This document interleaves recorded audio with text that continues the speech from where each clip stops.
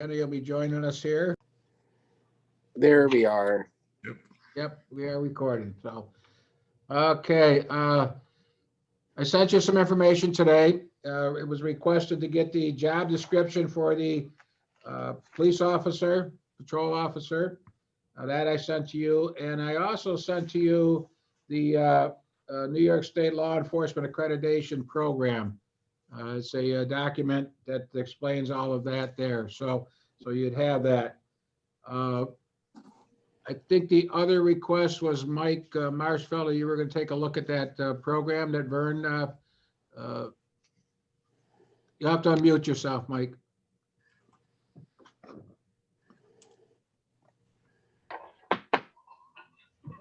No, you have to. We're not hearing you.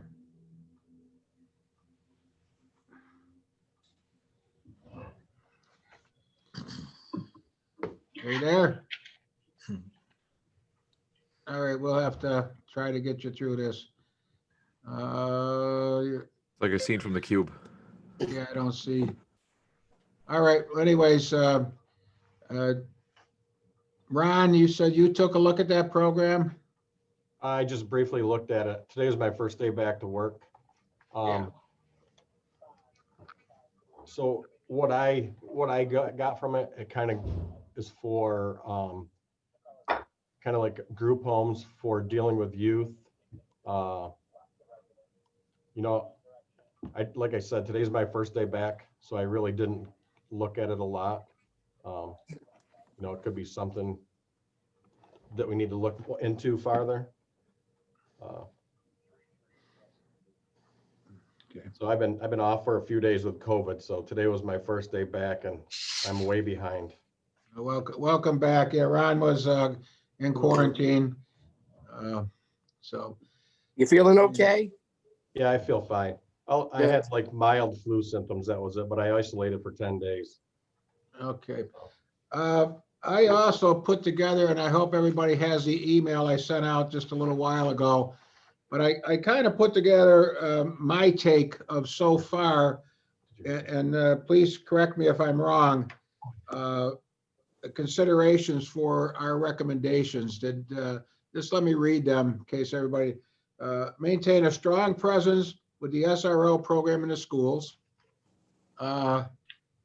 Reestablish a strong community policing program within the community. Better trained police officers, look at our police department become accredited. Recruiting better police candidates by offering a 15% tax, property tax exemption for officers who live in the city. Add a counselor social worker to the police department, full or part-time. And take a look at increasing police starting pay. Am I pretty much in line with what we've been talking about so far? I reread all of the basically the minutes that Vern has graciously put together, and that's where I came up with all of this. So is that comments or, I think that's accurate. okay, Ty, go ahead. I would, if I could suggest that we put in for the SRO officer determining his role. Determining his role? Correct, Elaborating his role, maybe better defining it. correct. Okay.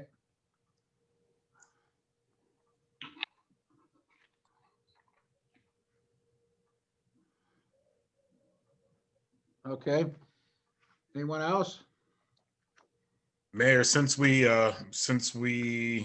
sent that outline, I incorporated some of my notes into those areas, and I ended up with a lot of ideas that fit into each one of those categories. So I think what I'm gonna do is just keep those in there in those areas, and then send that email to you, and then you can distribute it out to the rest of the committee. Okay, and that's a good idea. If everybody wants to take some time to review them, and send your suggestions here, we can put them, compile it and get it out to everybody. So I'd like to continue tonight with our, we only had a short time last time. I'd like to continue on with everybody's thoughts. We kind of shifted gears from say what we would like our police department to do to what can our police department do better? So Pab, you've got your hand up, but go ahead. Well, one important thing, we've been talking for several weeks now about the role of the police, but we've been, including myself, I think, ignoring the elephant in the room. And with what happened Tuesday in Kenosha and the mess yesterday in Washington, I think we really need to address one issue. Once again, this is not an indictment of the chief or any Olean police officer. I don't think we have a problem in this city right now, but there could be a problem down the road. And I think one important thing that needs to be done in any kind of meaningful police reform is we have to make it so the police are not the ones who are policing themselves. We need an independent civilian review board that can observe police interactions, can investigate controversies, and can refer, when needed, prosecutions to the district attorney or a grand jury. Okay, other comments? Greg? Yeah, if I may, I think, and this is my opinion, I think what the whole crutch of this whole thing is, and this thing put out by the governor, is, and I'm reading from the book that he sent, review the needs of the community served by its police agency and evaluate the police department's current policies and procedures. Establish policies that allow police to effectively and safely perform their duties, involve the entire community in their discussion, develop policy recommendations resulting from this review, offer a plan for public comment, and then obviously present the plan to the local legislative body and adopt it. In my opinion, in summary, that says to me that we want to look at what the police department is doing. Are they doing something wrong or not the way that they should? And as of thus far, I have heard nobody say that the police department's not performing their function or doing what they're supposed to. The purpose, one of the purposes, and everybody's looking at it as a police accountability committee or to hold the police accountable.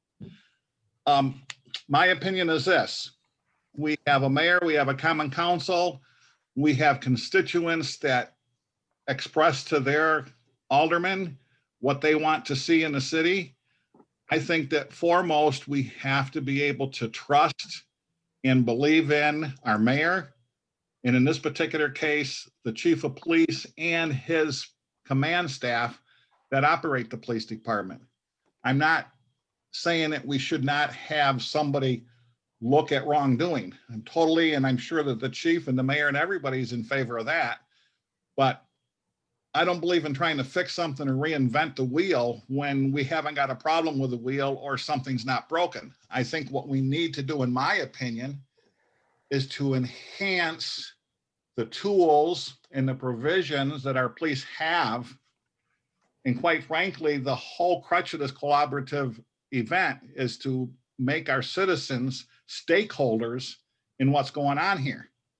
The best way to make them stakeholders is, in my opinion, is to go back to the community policing programs we had in the 80s and 90s. We still have a community policing program now. The mayor was a part of it. I ran it. The chief was a part of it. We held neighborhood watch meetings. We held community meetings. We allowed the community to have a stake in the operations. We involved them in what was going on. They were our eyes and ears to help us in our criminal investigations. And quite frankly, when we needed something or somebody in the community needed something and wanted to put a point across, whether it be via the police or something else going on in the city, we were able to bring these groups together.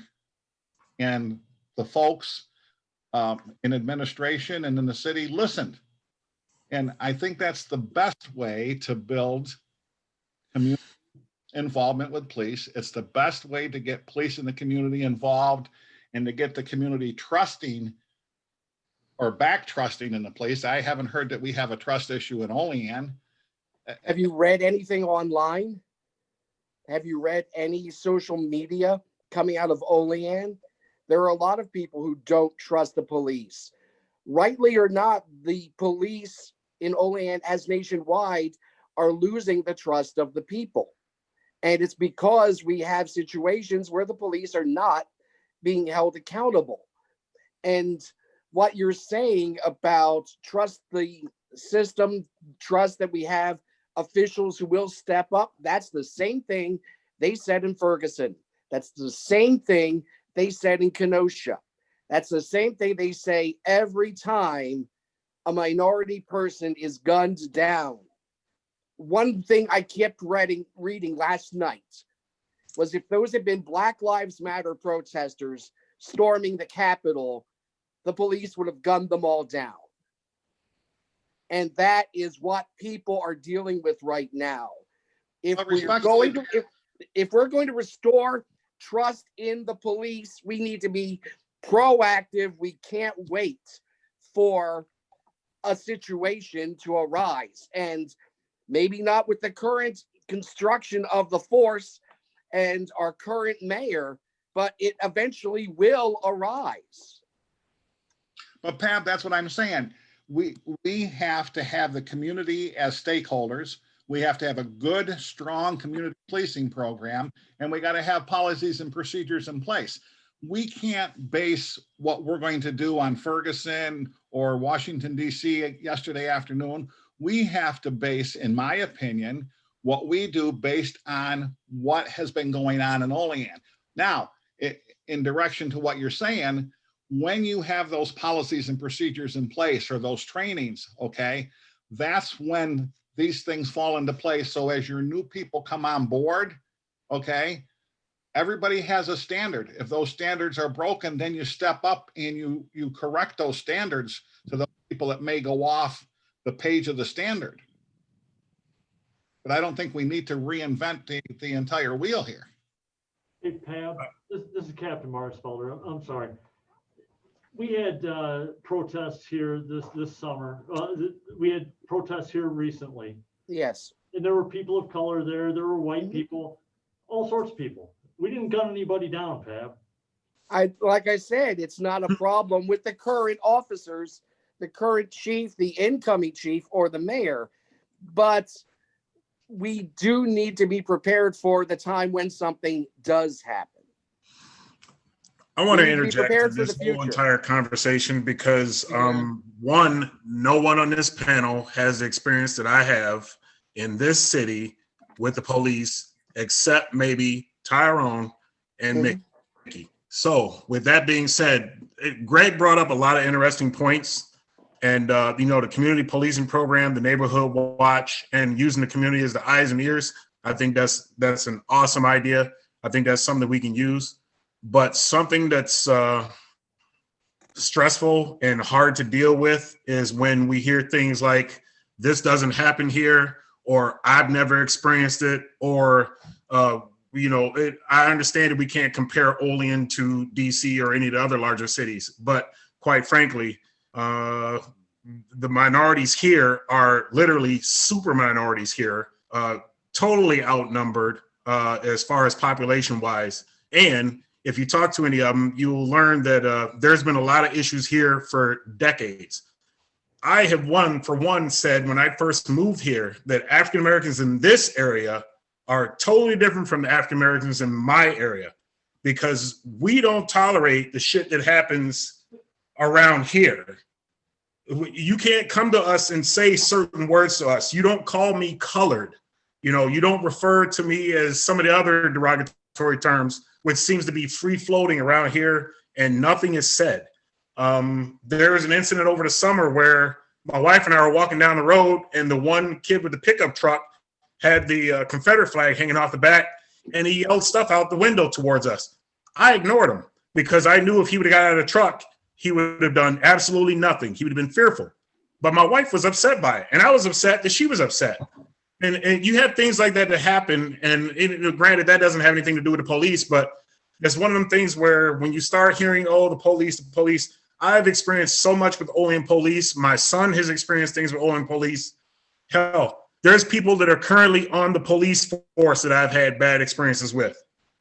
I've got pulled over 2 years ago driving while black, driving right down the road. Absolutely no reason whatsoever to pull me over. So it's kind of hard to sit back and listen to that. So I prefer if we say, listen, let's go ahead and create some other methods. We don't need to reinvent the wheel. I've read every last one of the policies. I've had a couple of notes, literally just a few notes on improvements, and that was it. I mean, I think more or less if we just go about adding some additional training, maybe had some things where the police officers can be more involved with the public, maybe learn some other techniques, some other strategies, then maybe we can better our police force here in the city. And we can allow, the other bigger cities with their issues, they can work out their own. But I think here, there are some things that we can work on. But to say that there is absolutely nothing happening, that's false pretense. You've been watching too many TV shows. There is a lot going on here in Olean. One thing I think that I think what everybody is saying is very valid. One thing I think that it's easier said than done, but I think one thing is that we need to, I know civil service and I know it's not easy, but I think diversifying the police force is crucial to that. I think there need to be more minorities in the police force. And I know that's easier said than done, but I think that that's a very positive start is, trying to diversify and, actively recruiting more women, more African Americans, more Native Americans. I just have to say that I think that is one thing that would really help change the face of the PD. That is something, Lori, that I actually talked with Divine from the Sheriff's Department, maybe putting together like a job fair, when the weather gets a little bit nicer, because we would love to recruit more people. We need more people. It would be great to have some people from the city interested in becoming part of the community in the police department like it used to be. We don't have that right now, so that's really a job fair or something that I would like to look at in the spring, Kenny? I recruited for the Bureau of Prisons, and they sent me all over pretty much the country recruiting. And I've seen police departments in the law enforcement career day at Pitt Bradford. They have them up at Mercyhurst. They have them in Buff State. They have all these law enforcement recruitment fairs everywhere. And I've never seen Olean there. And I've seen lots of police departments there.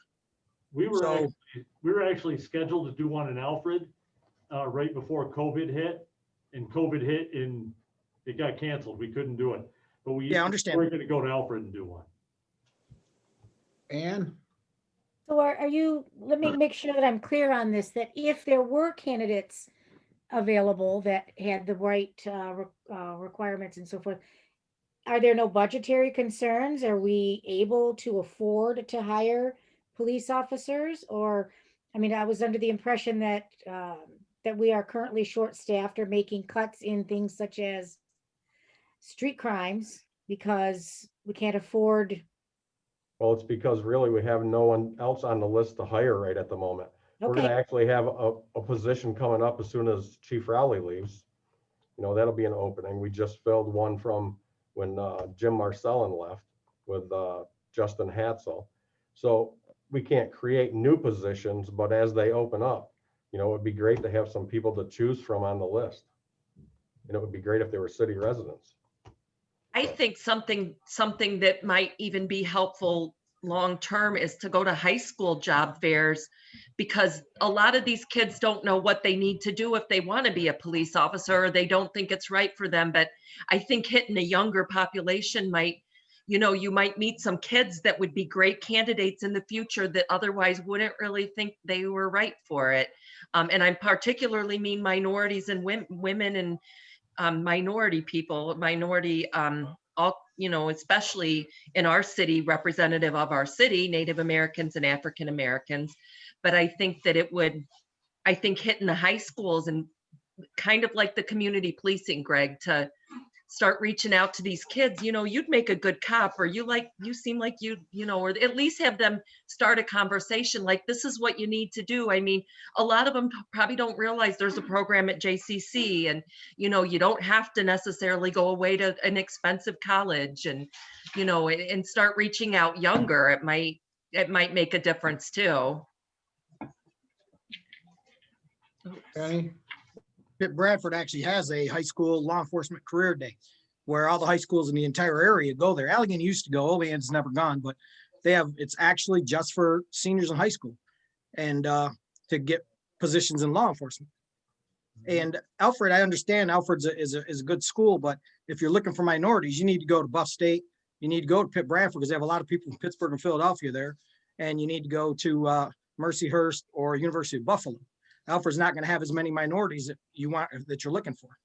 Well, one thing though that I would like is someone closer to this area that's going to want to stay in Olean, not someone that we're going to train and then they're going to go back to, you know, Pittsburgh. Or You got to make them stay. I used to recruit people all over the prison, all over the country to come work in Bradford, Pennsylvania. Well, that comes back to what 20-something CJ, years. Kevin and I were talking about with the tax incentives. We've all agreed that we need to incentivize bringing in new officers and keeping them in town. So I think we're already working on that, trying to find ways to keep them there. The question now is finding them and bringing them. Hang on. JR has been waiting to speak. You know, back a while ago, Vernon made the suggestion that we all mute and raise hands when we wish to speak, because we're starting it hasn't really, the last couple of weeks, it hasn't affected, but we're starting to bounce all over. So can we do that? I don't know if I know how to do this, so, but anyways, there is a feature that says raise your hands when you want to talk. So Why don't we just raise our hand and wait for you to call on us? okay, we can do it. Well, everybody can see each other, right? Yeah. Yeah, okay. Let's get JR. He's Actually for Darren here, Bill. Okay, Darren, go ahead. So one of the important steps if Olean PD would like to recruit people, especially minorities, is you guys have to actually offer sponsorship to the Cattaraugus County Sheriff's Department. Because that's one thing that you guys haven't done, is you got to offer sponsorship. I understand, but a lot of people probably don't understand why it's kind of a conflict, is because when you offer that sponsorship, you're basically agreeing to hire that person full time out of the academy. So you're kind of on the hook for that person. And if they hit field training and then start to mess up and they get booted out, you know, and then you have issues, and then you wasted a sponsorship and a lot of your time and everything and effort on that person. But yeah, offering a sponsorship is one thing. And then I don't think like recruiting and having conversation with kids that are still in high school, because hiring, I think there needs to be an age limit as far as like a starting point. And I think that needs to be at least 25 years old. You can't have anybody that has no real life experience out there holding a gun and basically dictating somebody's life in certain instances, because that just is a recipe for disaster. But to address something that I don't know if it was just out of accident or what, but I mean, I definitely should have been included in the statement that Vernon said as far as like having negative interactions with the police, because I've had negative interactions. I've been discriminated against. I've been called racial slurs and things like that. And I've lived here my entire life. But the thing about it is I'm not going to get hung up on a few clowns that don't know how to act and aren't educated enough, especially not even close to as educated as I am, when I know I'm above that. But I've also never let that hang me up as far as not developing relationships with some of the police. Like, I know Captain Marsfelder. I've had a great relationship with him for a long time. I see him all the time. We stop, we shoot the shit. It's, nothing ever has ever been negative, but I've also had negative interactions with some of the guys on the police force as well. But they also know that, I mean, I'm not out doing things that I shouldn't be doing and stuff like that. But I'm not pulling anything away from that. There are issues that need to be addressed as far as racism and things like that, and treating people wrongly and having different airs about them when they interact with certain people, and then other people, they act a completely different way. Things like that definitely need to be addressed. You can't, especially being a police officer, you can't act fine with this set of people and then act completely different with this set of people. That's just not how it works. And if you think it is, lay your badge down and walk away, because that's not going to work out well for you, because you also want the community to be behind you. What happens if you're in a situation and you're on the street tussling with a guy and he's beating the crap out of you, but you got some bystanders? They could help you if you had a good relationship with them until you have backup arrive. But if you don't have a good relationship, I mean, you're going to get what you get, in a situation like that. All good points, all very good points.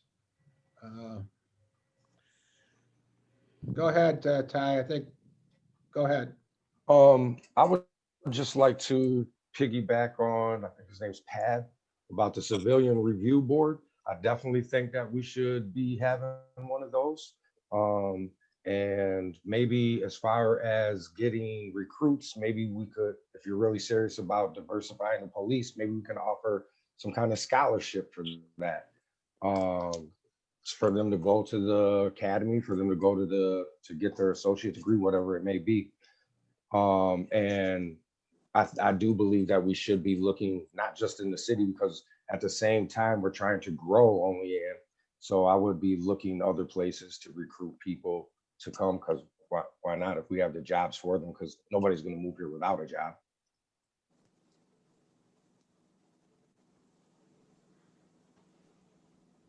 Okay, who's, I see Greg. Yeah, a couple things, I agree with Vernon. I wasn't aware that there was, that kind of a problem. But I still go with the opinion that I think, first of all, everybody is on board and we're looking for staffing. I think staffing is one of the biggest issues in getting the quality folks that we need, or the quality folks that we want on the department. So in the meantime, I think we can let that rest, because everybody's pretty much in agreement.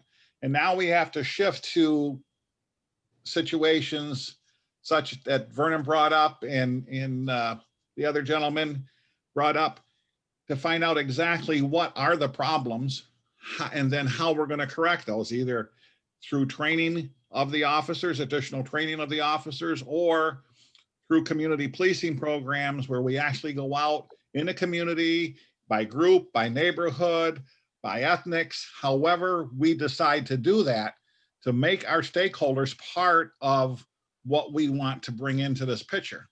Okay. I'm going to put a little different hat on for a minute and address the police review board or civilian review board that Ty mentioned. In that particular case, you have some contractual issues, because you have contracts with the police unions, and it specifically outlines how discipline, so forth is handled. So that would be a problem all of a sudden to bring in a civilian review board and have them make decisions, because it would be in violation of contract, it would be illegal, you can't do that. However, in answer to that, Ty, you're looking at department accreditation, okay? Now, when a department is accredited, and I have several agencies that I represent that are accredited, there is a standard from A to Z for just about everything. Civilian complaints, police complaints, and everything has to be handled, okay, a specific way. It has to be handled from A to Z. It's the same form, no matter what the complaint is or who's filing the complaint. And the investigation has to be handled a particular way, no matter who the complaint is about or against or who's complaining.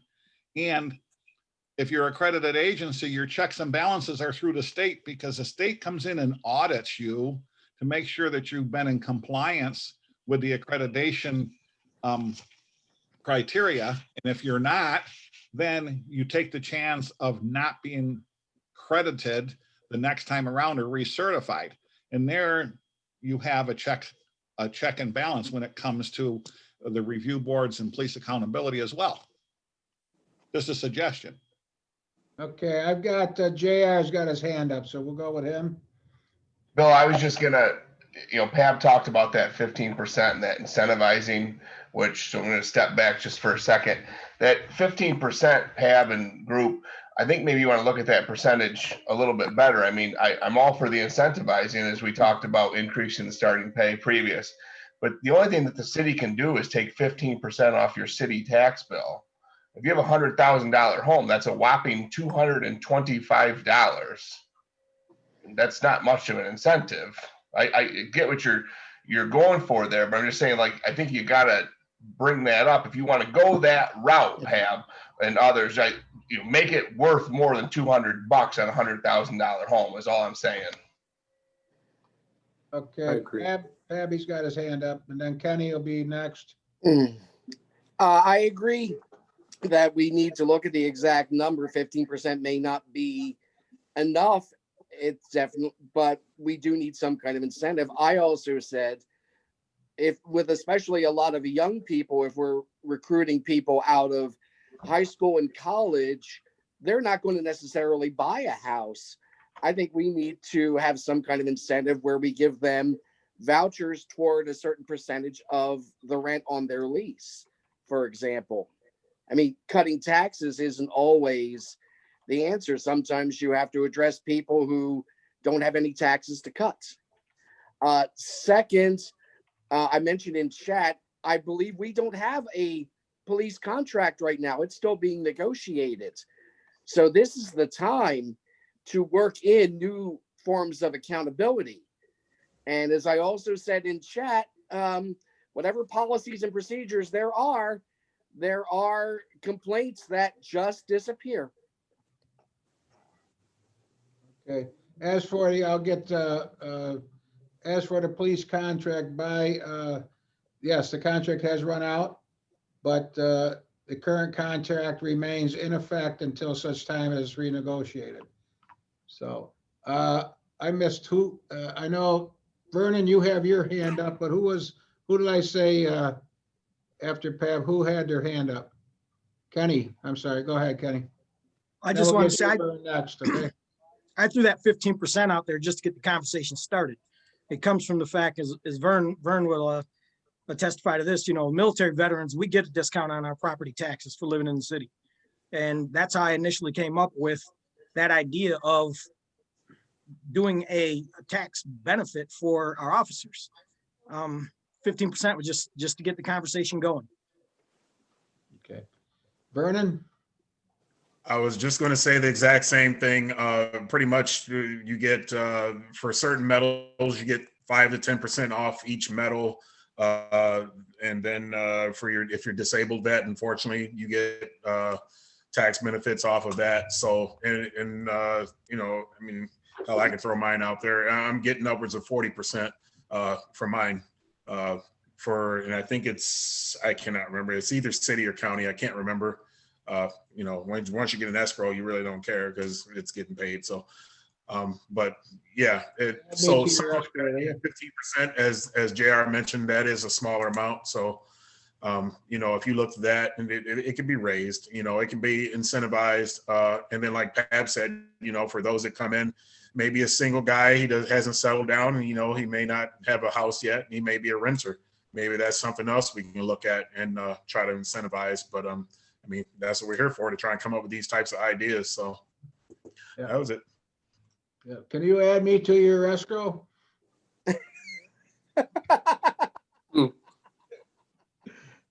Okay. Go ahead, Mickey.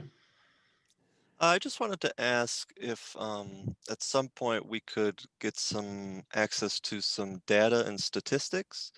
Mainly I was hoping to get my hands on some information around disparities in arrests and the number of times a weapon's been discharged in the past however many years, and other things that help focus on you know, the statistical side of things.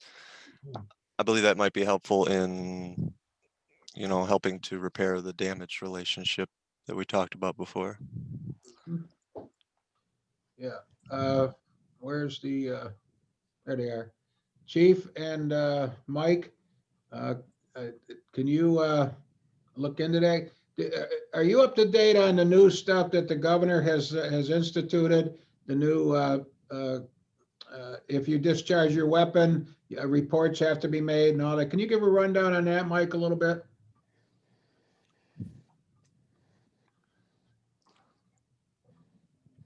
Yeah, we have a use of force policy, which you've all been given.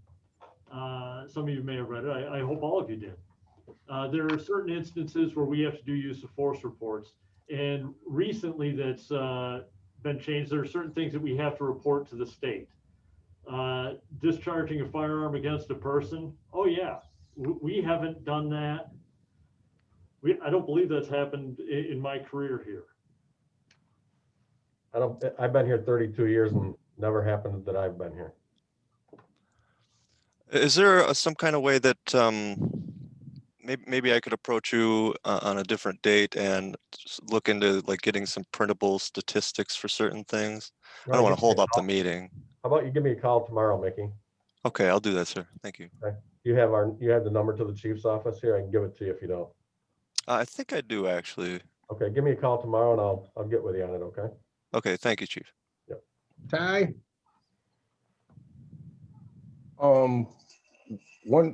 Two things. First, I'm not really sure. Is everybody on agreement with the civilian review board? Because we keep jumping back and forth, so I'm just trying to clarify that. No. I think it would be a good thing. There's some interesting ways to go about doing it. And that could be a whole nother discussion in itself. But overall, I think it could be a helpful thing. As mayor, I'm not opposed to looking into it. You know, with, you know, to be like advisory. But there again, we have some things contractually when it comes to discipline and that with all of our unions, there's certain, we have to follow, you know, certain, the collective bargaining agreement, arbitration, PERB, all that. But I'm not opposed to, if this committee recommends a civilian review board in an advisory capacity, you know, I'm not opposed to it. I'm not opposed to looking into it, and I'm not opposed to appointing that type of a board. So we've got a couple of hands. Lori, I think you've been up. I'm not sure if Kevin, let's go to Lori, and Kevin, I'll get you next, okay? Lori? Kevin may have been, okay, Kevin might have been first, I'm sorry. Okay, with respect to civilian review board, I think as an advisory, I think that's legally, that would be okay. And I certainly, if a civilian review board referred something to me for prosecution, ethically, what I would do is I would have a DA from another county or or the attorney general review it, simply because it would be a conflict of interest for me, because I work with these guys every day. But I mean, I know I'm elected, so like if my office screws up, if we don't do something right, I'm subject to lose. But one thing I can say, and I know not everybody would believe this, but when we review a case, if we feel that an officer engaged in misconduct, we either don't prosecute it, or we definitely make sure the superior officers know. And quite frankly, in my 20 years, I haven't had I don't know that I've had many or any issues with Olean PD, but we do have issues. We've had issues with the state trooper. We've had issues with other people. Another thing I just want to add, kind of on what Greg was saying, is that if the OPD gets accredited, with the accreditation process, there's a whole review of misconduct allegations that's like Greg said, that's audited, and also use of force is reviewed as part of that. So, I mean, that's just part of this, and that would also be okay union wise, I think, because they're an accredited and it's part of the union. It would be part of the union agreement. Another thing, Mickey, I just wanted to let you know, DCJS keeps statistics on arrests and like outcomes. I think they might also, you might be able to access the racial profile in it. I'm not positive about that, but if you go to their website and look, and there might even be some email numbers that you might be able to ask if it's not online. The bad side of that is that it's about a year old, because it takes all the counties in the states and all the cities, state police, county, local arrests. But I think it might even break them down by agency. And I think if it's not online, the racial makeup, I'm sure that they track that though, because it's in the police report, it's in the the NICID report, it's in everything that they ask somebody's race. So I think you could get that from the state. I don't have the specific information. Do you have any access to data on the number of convictions your office sees? Well, we don't yet. We have new software and we're just learning to kind of do that. But DCJS, like everything we do gets reported through the court to DCJS. And that's Division of Criminal Justice Services. So they compile the outcomes of all of our cases too. They're a year behind, but you have to look up the explanations sometimes, like, is it an acquittal or is it a dismissal? And we regularly dismiss cases that we don't think something was right. If it smells bad and it looks like, why did they stop this guy? We regularly dismiss cases like that, but the public doesn't know that. And, and it doesn't come across in DCJS either. It might just say, dismissed other than acquittal or something like that.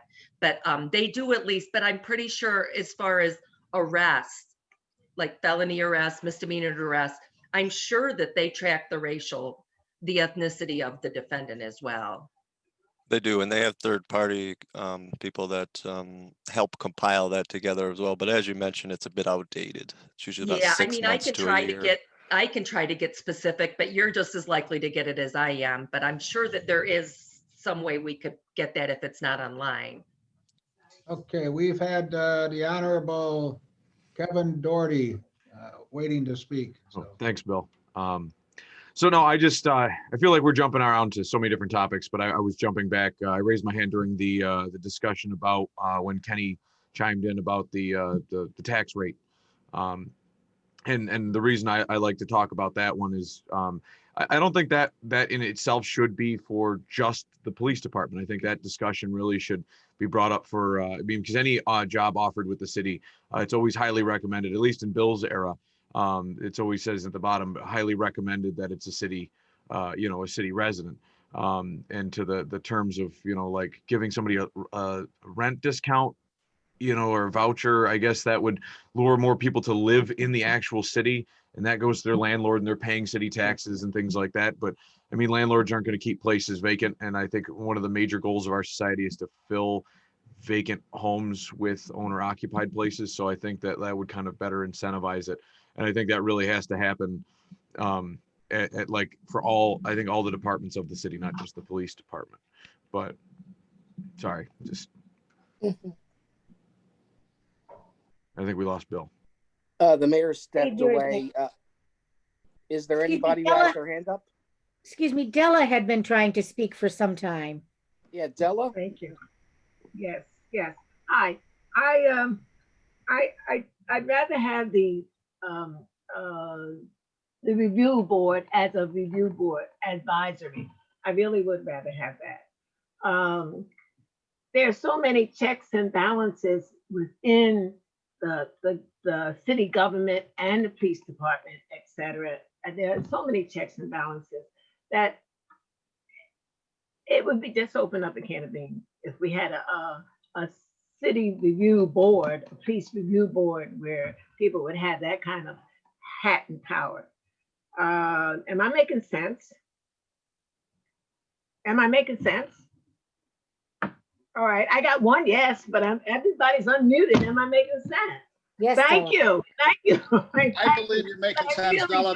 Yes, Della. I understand what you're saying, but I don't necessarily agree if we're looking for accountability. As one of the people that are on this board, because I come from the community that the board is supposed to be addressing, I can tell you now that people from my community don't have the trust that some of you feel that that we have in the police. It's not there, even here in Olean.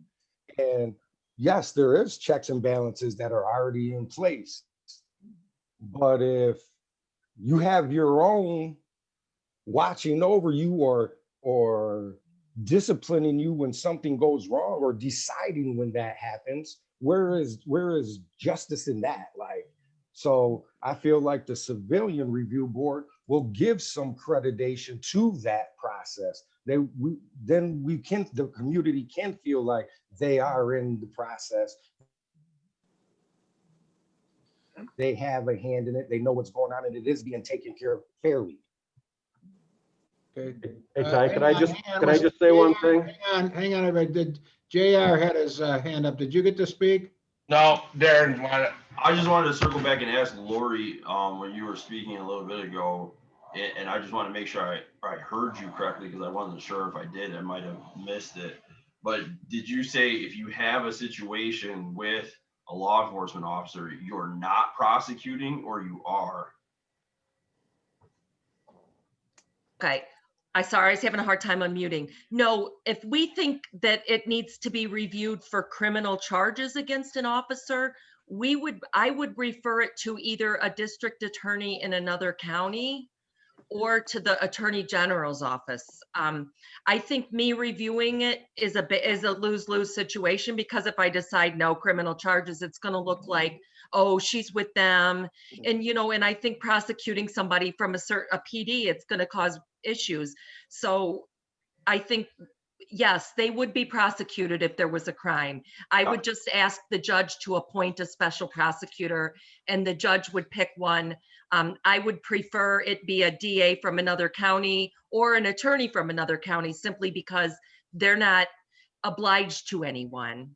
So, they can be objective and fair, versus even a defense lawyer here works with the Olean PD. So I would ask for a special prosecutor from another area, or if it was really serious or sketchy, I would definitely ask the Attorney General's office to look into it. So yes, there would be charges if it looked like a crime was committed, certainly, even if there was a question. Okay, yeah, I just wanted to make sure that I heard you right. Thank you, I appreciate it. Okay, no problem. I would just like to say one thing, Mayor. Yeah, go ahead, Ron. I've done this for a long time, 32 years, and if somebody screws up, I'm not gonna put my career on the line and my retirement on the line for someone that messes up. If you mess up, you're gonna be held accountable. So I just wanted to get that out there. Good. Okay, Ann? Yeah, I just want to, share with you an experience that demonstrated when I felt as a professional working in the community, I had an interaction on, I want to say 2 or 3, maybe 4 occasions with a patrolman who I felt wasn't affording me the level of respect that I was accorded. And I felt it was because I was a woman. And I took that complaint to the chief. It was Schnell at the time, I believe. And immediately, within hours, I had the head of their union steward, or their head of their union, at my boardroom having a discussion with me, and action was taken immediately. So it did seem like as soon as, and that was just my personal experience with it. But something, I had a complaint about how I was treated, and I was very blunt. I said, I'm being, when this person was talking over me, this patrolman around me, over me, to the maintenance man rather than to me. And it was addressed immediately. Okay, hang on, once. Barry, did you have your hand up? Did I miss it? Okay, Ty, go ahead. Thank you for addressing sorry, white Brian. privilege. That's what that's called. That's called white privilege. I can explain to you a situation Okay, where I understand that. Urick Yep. had, I'm sure everybody's left their car Yep. running while they ran into the store to go pay for gas or Yeah. anything. Well, how many of you have gotten a ticket for leaving your car running while you went into the store, while the police officer left his car running in to come in the store to give you the ticket? You may be correct. So, and I personally took that to the complaint and went down to the police, and I explained that to Captain Conley and so forth. Nothing was ever done about that. So there I can is see how that sounded like that. Yep. there's two different ways that Absolutely. that things get handled. So Mhm. that's why I'm saying if there's a civilian review board in there, then we don't have to worry about if somebody is feeling that way. The citizens know things are getting addressed. And second, I think that a lot of times people are getting defensive about the police. This isn't like you guys can't come from it as a defensive point. You have to look at it as like we're supposed to be working on this together. Yep. This to make the community better. So it's not an indictment on the police. It's called the reform and reinvention. Vernon's been waiting. Vernon? I basically was going to say the same thing that Ty said. I had a similar situation, and this is going to be a brief one. Walked into the police station to complain about a police officer here in Olean. The officer Cousins, this tells you how long ago it was. Cousins kicked me out of the police department. And I literally went in there and had a conversation with him, talking the same way I'm talking now, and was kicked out of the police station. So that tells you the differences in the treatment and how things happen. It's not the same. And this is, like I said, this has been going on for years. So that was it. Okay, Greg? Just to touch a little bit on the Civilian Review Board, there's quite a lot that would have to be ventured out if you were to start a Civilian Review Board. Now, I'm going to give you, the city of Albany was probably one of the first cities in the state that started a Civilian Review Board for the police, and that was probably 18 years ago. Okay, the folks on that review board are trained, and when I say trained, they're trained as to how the police officers react, what the policies and procedures are. They also have all had to go through a police academy, so they understand the what is going on. Again, if I can bring back to you the accreditation process. In the accreditation process, where discipline or civilian or police on police complaints exist, when you're an accredited agency, the form is the same for everybody, whether it's police onto police or whether it's civilian onto police or police onto civilian. That form has to be filled out. Okay, it's the same form that's used. There's a process that has to take place for the investigation, and then there's a process where the outcome of the investigation is articulated and logged. All right, so I think, just in my opinion, and it's not defending the police, because it's a complaint. It's a complaint that gets investigated, chosen by the chief or the mayor who gets the investigation depending on the complaint, but it is all the same. It's a process through accreditation that has to be the same for every single person filing the complaint, regardless of what the complaint is. and the outcome has to be logged the exact same way. So I think that you have more checks and balances and accomplish more close to what you want to see happen in a much quicker situation by going the accreditation process than going to a civilian review board. That's just my opinion. Why not both? Mm. I want to, if I may, I want to throw this out there because Greg touched on it just a second ago. What's your feelings on a civilian police academy? It would be a process where civilians would get the opportunity to go through police training, ride-alongs, and things like that. Vern, you're smiling. What do you think? Bit of a movie. I like the idea. It's just my little Marine Corps head. I'm just thinking about running and doing PT and physical. You know, I'm all for it. Well, But I don't know if I go that far, but that's not everybody's mentality. So you know, Pab, go ahead.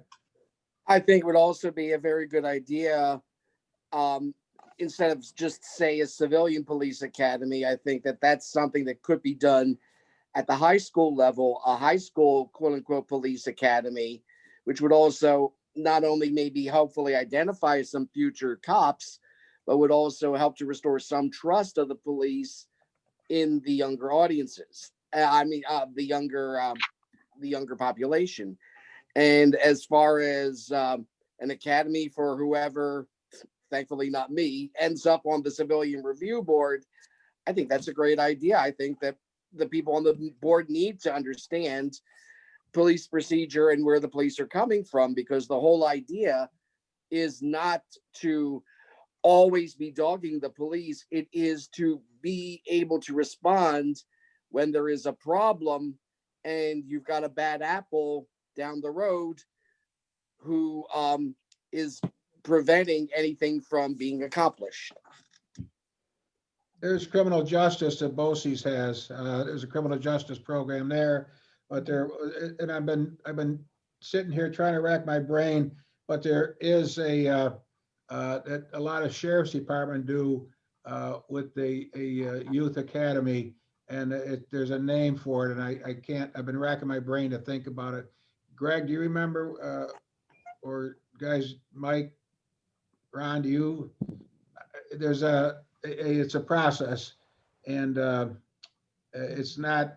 I'll find it out for the next meeting. But the idea, one of the ideas behind the the civilian police academy is they would get an understanding of what the police job is, what they do, going through the trainings, doing the ride-alongs, things like that. That could be part of the community policing also. Enhancing our community policing, giving opportunities to do that. And yes, with I'm very familiar with Albany's police review board. I've talked to the mayor of Albany about this, and they do have to go through a portion of the training on what police do, so that they have an understanding of what the police are, how they're trained, what they do. So, but I for one feel that a police review board is not out of the question. That as an advisory board, because there is issues to do with not only legal issues but collective bargaining issues. So, but having said that, I think this could have further discussion. But that can be one of our recommendations that we put in this plan, and go from there. So, Della, are your hands up? Or are you just rubbing them because you're cold? No, I'm thinking real hard of jumping in and being on that academy thingamabobby. Yeah, that's all I'm thinking about. That would even include the range portion. So civilians would get the opportunity to go to the range. Burn smiling. I can see him. Love the range. Go go Love through it. full training of what the police officers do. Where do I sign up? I'm in, I'm in, And I'm you'd in. have to get tased. Oh, I'm in. And Hoo-ha. maced. Not really, but. I am Go definitely ahead. in. Mickey? Oh, yes. I just wanted to follow up with the CRB. I think that it would help create transparency, and that transparency helps create understanding, and understanding helps foster trust. So I would welcome that and any advancements in transparency from the CRB to body cam and access to body cam footage, all the way on up to making GPS coordinates for cruisers available for public. It just helps the overall image that I think people would like to see. I also had a second part to that, which is a question for Daryl. I was just curious if your office, or if it would be possible at all for your office to inquire about demographic data on the demographics of the represented persons by your office. Would that Yes, be at all possible? actually, I think really what the best interesting data that I could provide to you, it would take some time. One of my investigators actually compiles it pretty well. For the past few years, we have counsel at first appearance. So we have a lawyer go in person until the pandemic to all arraignments, and we fill out a little data form at that arraignment. And in that form, there is a category that shows the race or ethnicity of the client. So we keep that data for every arrest, and we have it, and I can get that to you. Great. I will follow up with that. Thank you so much. No problem.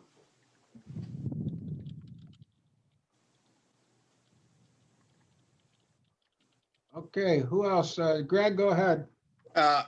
Just one comment, and I want to go on record by objecting to this. Mickey, I appreciate what you're looking for as far as the GPS coordinates, but I will tell you my own personal experience in statistic wise, to be able to make the GPS coordinates of the police cruisers public would be a huge, huge, huge safety issue. I can't spell huge large enough. It's a safety issue, not only to the people that they're trying to protect, but it's a safety issue to themselves. I could respond. I'm aware of what that could mean. However, it's all in how it's delegated. You know, there are other cities that have enacted this, and what they do is they allow officers to turn off their GPS reporting when something serious happens, so they can still maintain their safety and all that. This is more about creating the level of transparency that I mentioned before. You know, there are active Facebook groups that monitor right now, and for the past few years, when they spot a patrol car sitting, clocking vehicles that are driving down the road. Very mild, very minor, but just the you know, it helps create the transparency instead of, oh, they're out to get us. And that's all that's about. Vernon?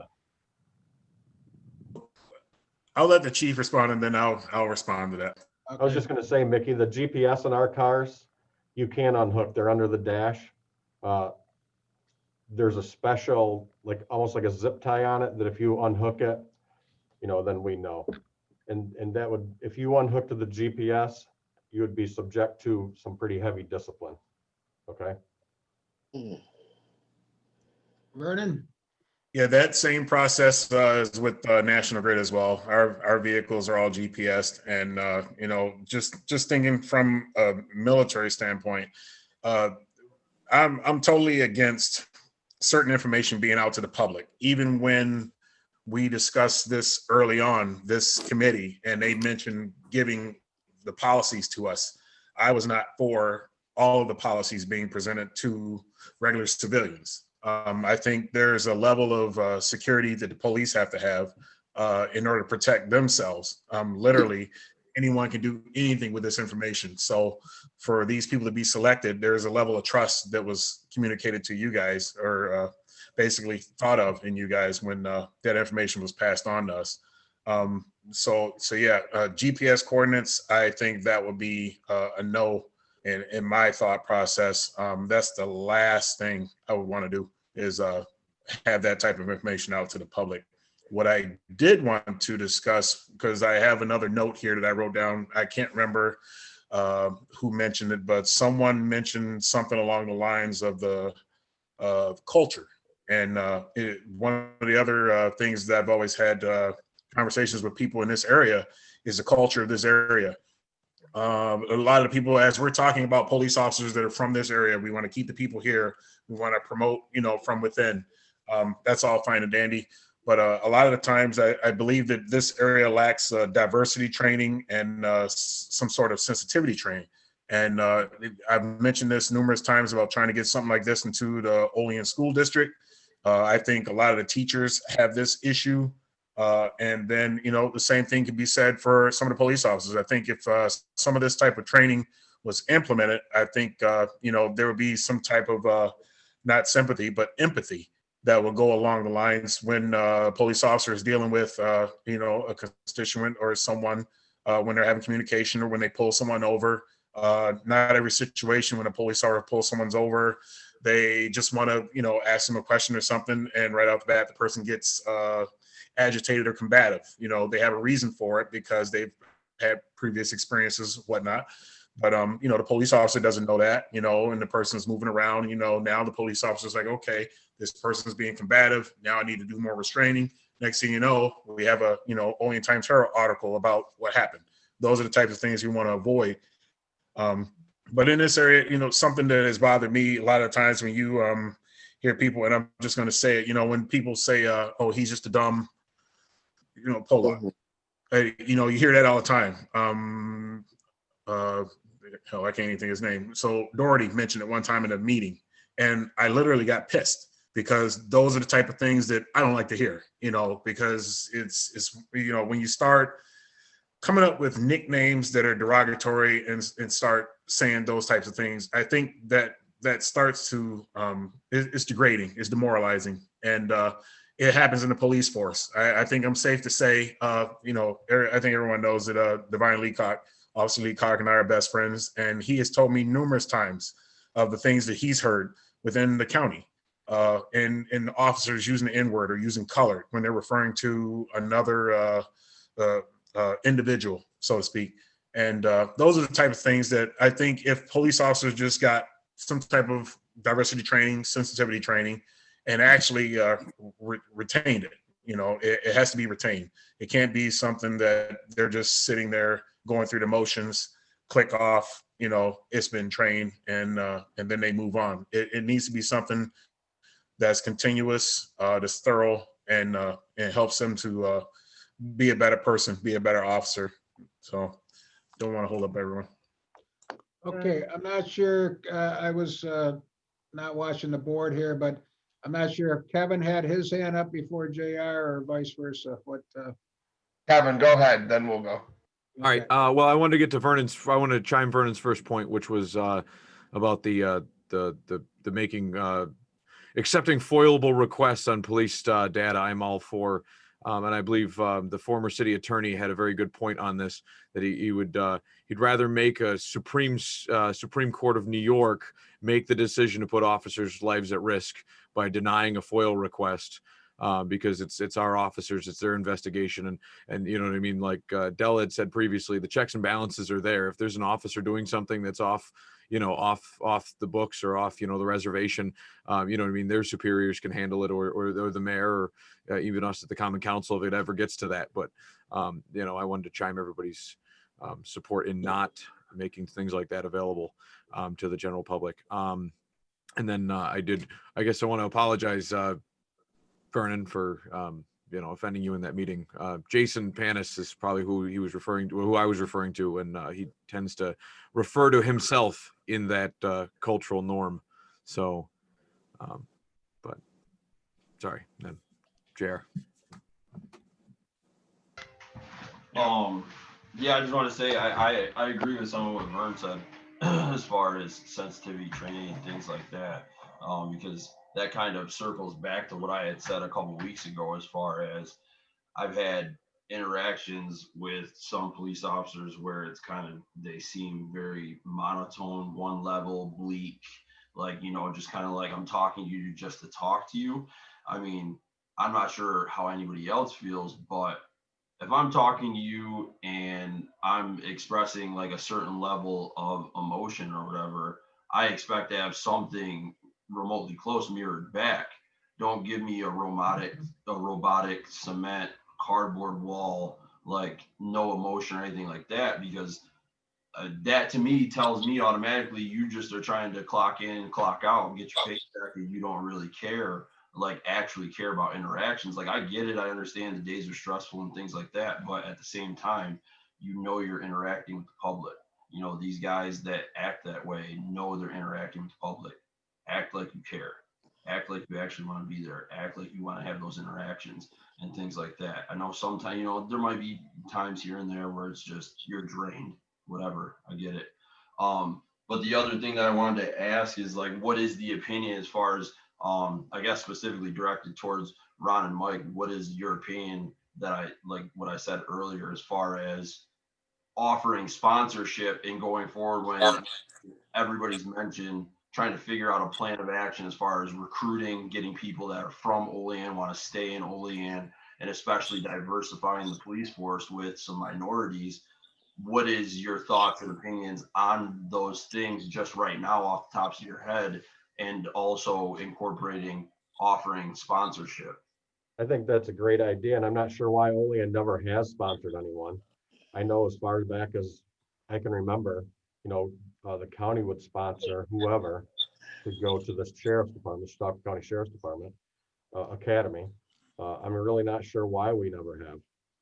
Right. Yeah, no, because when I was applying to the academy, I was wishing that I could get a sponsorship from you guys because I'm from here and I plan on staying here and whatnot. And you know, like some other guys, they had their run in, you know, with Krista Heckathorn. So that was my demise right there, was her, you know, so it sucked that I didn't have a fallback and having, you know, trying to get a sponsorship with you guys. To Yeah, be able did you ever take the test? What's that? Have you ever taken the civil service test? Yeah, I went through the entire process. Have you? Okay. Yeah, I went through the entire process, PT, psych eval, hearing, everything, right down to my board. Okay, yeah, I think that's a great idea, the sponsorship. That's something definitely, you know, have to talk to the mayor and maybe something we could look into. What's that? No, maybe that could go on that list of recommendations. Yeah, just let me interject on that if I may. That goes way back, and I believe the whole issue many, many years ago was a one of liability. And that's I mean, that goes way back, you know, during my time when I was on there, that the administration at the time didn't want to take on a liability. But having said that, you know, let's face it, everything we do, we're liable for. I'm not opposed. I'm not opposed to looking at that either. If we can if we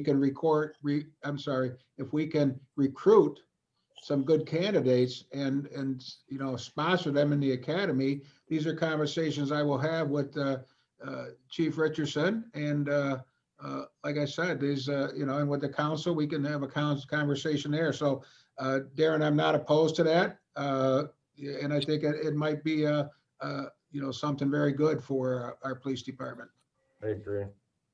Yeah, I think it'd definitely be good for the minorities, the younger minorities, because I've had conversations with, you know, obviously some other black kids in the area, and I've said, you know, go through the steps like I did. Like, you know, I went through the steps. I started the whole educational process. I went back to school and got another bachelor's degree in human services, concentrating in criminal justice. So then that way, I knew Lieutenant Schumann was involved. He taught courses and stuff like that. So I knew that it would be killing two birds with one stone, and I'd be able to introduce myself to him. He could get a gauge on my character and things like that going through the process. I've talked to some of these kids. I said, go through the process, take the steps. And you know, they seem more discouraged. Like, obviously, like I was in the beginning. I was like, yeah, right. I don't want to be a cop and, stuff like that. Cause I had negative interactions when I was younger and I had been arrested, but, I let them know that it's not all bleak. It's not all bad. You can do that. You can go through the steps and you can try and become, I mean, you might not even want to be a cop. Maybe you want to be a probation officer or something like that. At least then, you're able to make some changes in the landscape, so I think definitely incorporating a heavy push and bringing, I guess, a good look to it for the minority would definitely be something that needs to be heavily incorporated into that. Lori asked you a question if you want to answer it. What was it? She asked you what happened that you were not able to become a police officer. She asked you in the chat. What happened that I wasn't able to become a police officer? I had bronchitis the week of my PT run and I failed it by 40 seconds. And there were multiple other candidates that were allowed to have a rerun 2 weeks later after they failed it. And Krista Heckathorn told me that I couldn't have a rerun, but she wanted me to reapply the next year. And when I asked her, why do you need me to reapply next year? She said, no, we would just really need you to I said, you need me to reapply because you only have one black officer in the county and that's Divine. I said, that's why you need me to reapply. And then after that, the conversation was over. They didn't offer me a rerun. I even asked for the rerun and they wouldn't give me the rerun. But I knew more than fingers and toes could count guys that failed their PT entrance run and they gave them a rerun 2 weeks later. I know guys that failed their PT exit run and they still graduated them out of the academy. That's not right. Not at all. Krista's gone for what it's worth. Thankfully, yeah. Yeah, I think by, and I could be wrong, but I think by civil service rules, they had to let you do a rerun. Yep. Yeah, they denied it though. I knew that they had to give me a rerun and they wouldn't give it to me. I asked for it. Mike's been waiting to talk. Who has? I'm sorry. Mike. Go ahead, Mike. I think part of the reason about the sponsorship is the sheriff's department, they can have part-time employees, and part-time deputies don't have to be off a civil service list. For us, we have to hire someone full-time, they have to be off the civil service list. So I think that's the differentiation with sponsoring a recruit to go through the academy, because now they have to be hired, and I think the sheriff's office puts them on the books to go through the academy as part-time employees. We don't have that. So if we were to sponsor someone and they made it through the academy, we can't hire them unless they're off the civil service list. So that's probably a little bit of the hiccup there. Greg? So Captain and Chief and Mayor, I'll get you.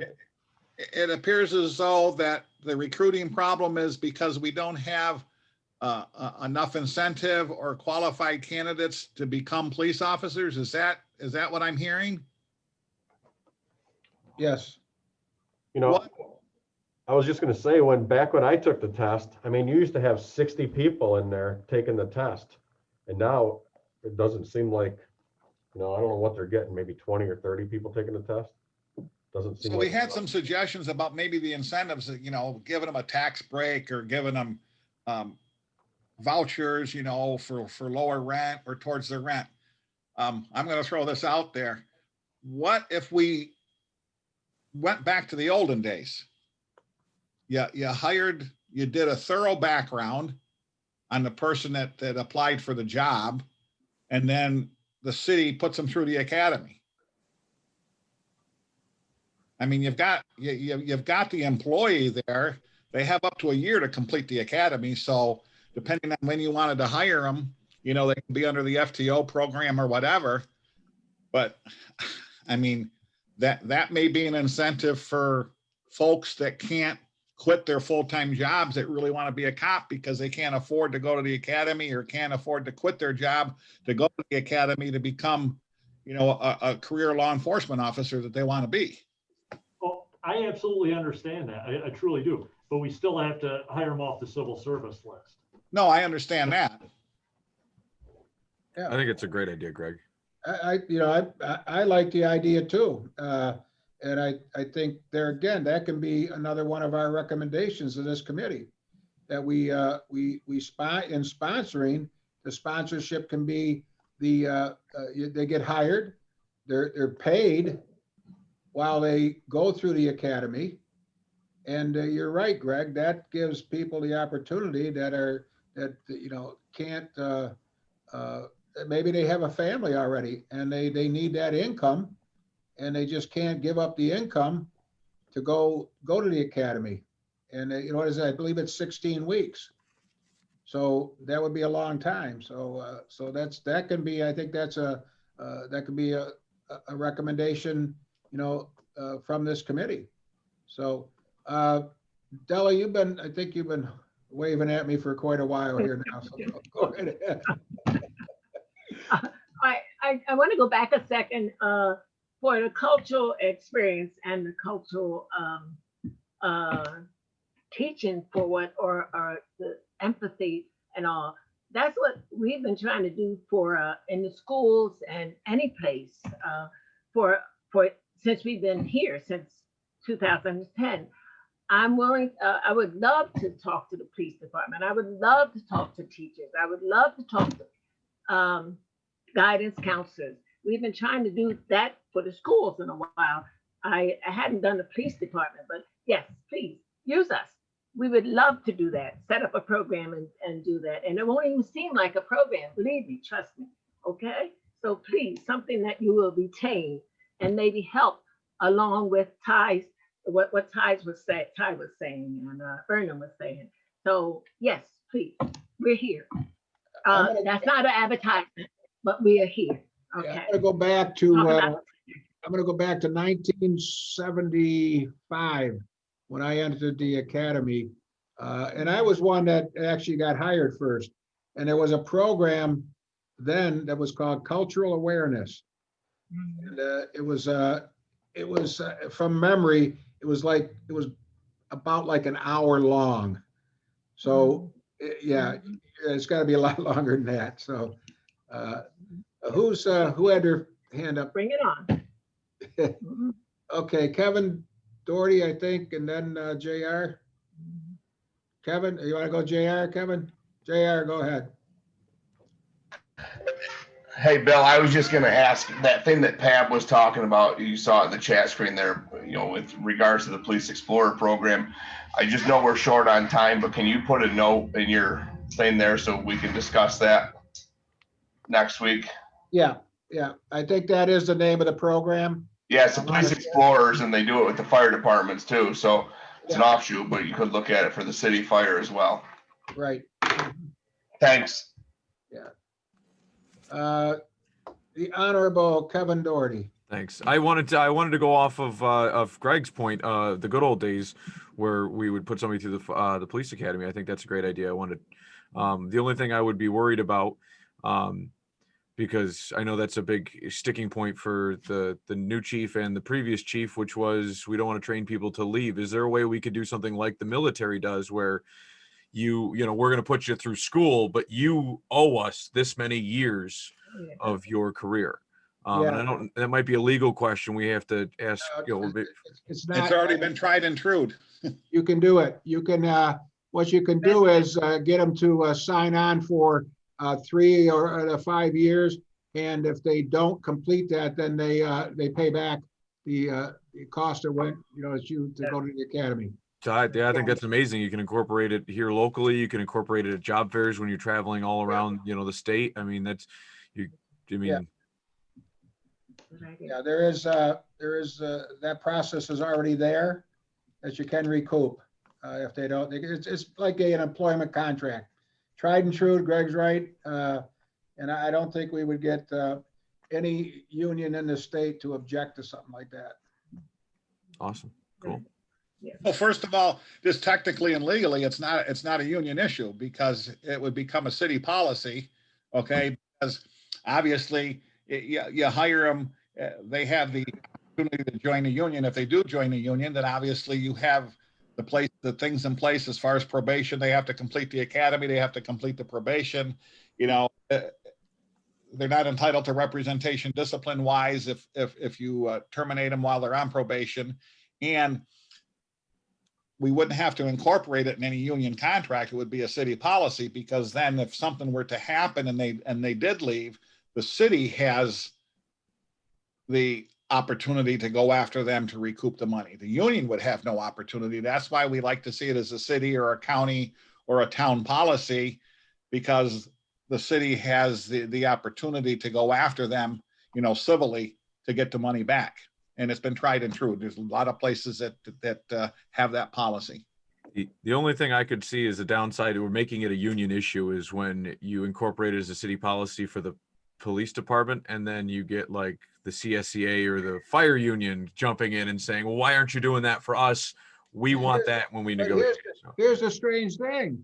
The fire department, they are hired.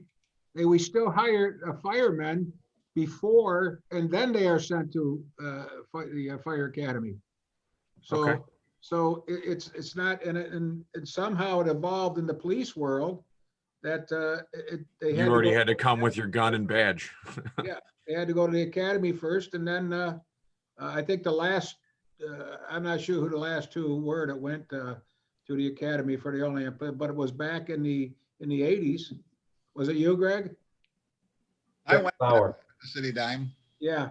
So it's you know, and as for the CSCA, you know, there's no academies, you know, for you know, to drive the snow plows. There's on the job training. You have a CDL and that. So it's something that we can get back to. I think it would be a fantastic recruiting tool, you know, and we can, you know, and especially for the younger people, because like I said, you got somebody that's maybe they just got married, they have a child, they want a career, and they got the opportunity to go to the police academy, but you know, it's expensive. They can't give up a job or try to go to the academy, which is down in Jamestown. So driving from here, then coming back and maybe having a job at night and then getting a few hours of sleep, going to the academy, that vicious cycle. Because there is work when you know, it's not just, you have homework. So it's like being in college. So it would be a good thing. So we're on 7:56 right now. This has been I think this has been a very good, you know, discussion tonight. We've got some takeaways here.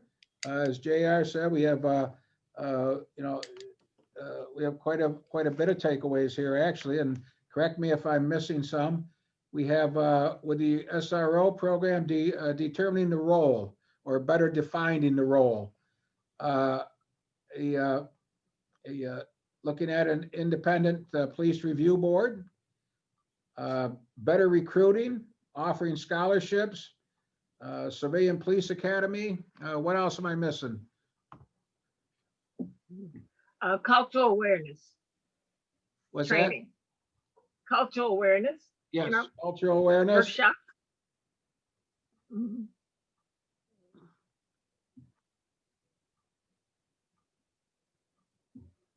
And the last thing is getting me added to Vern's escrow. So. I'm gonna have to talk to the missus about that one. All right, okay. Just one more comment for me, Greg, and then I'll give it to you.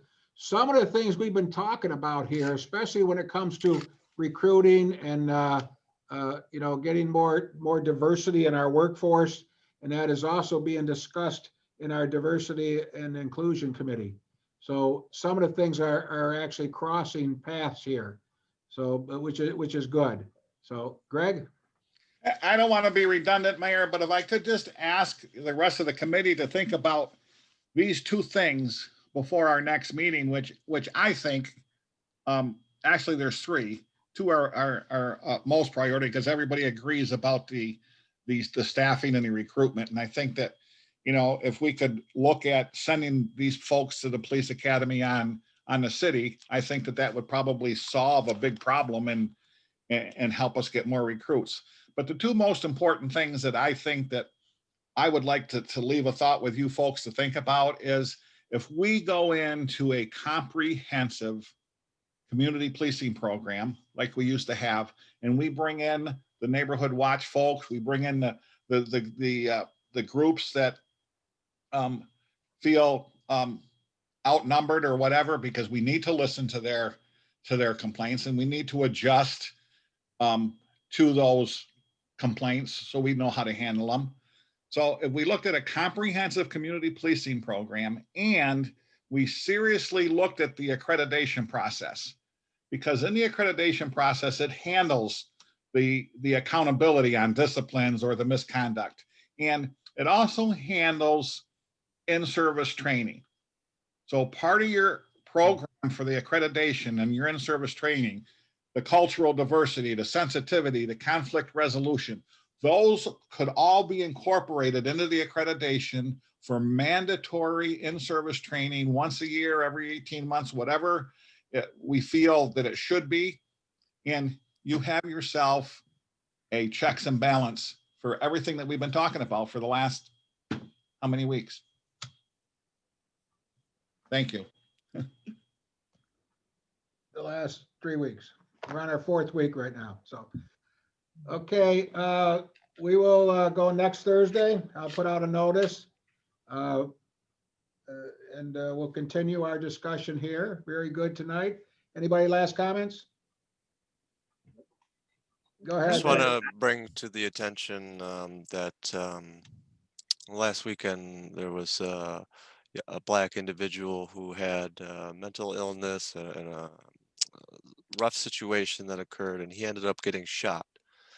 So I'd just like you to keep the family in your prayers, as they're longtime Olean residents, and reiterate that there's a lot riding on this committee, and I hope we can make some good changes.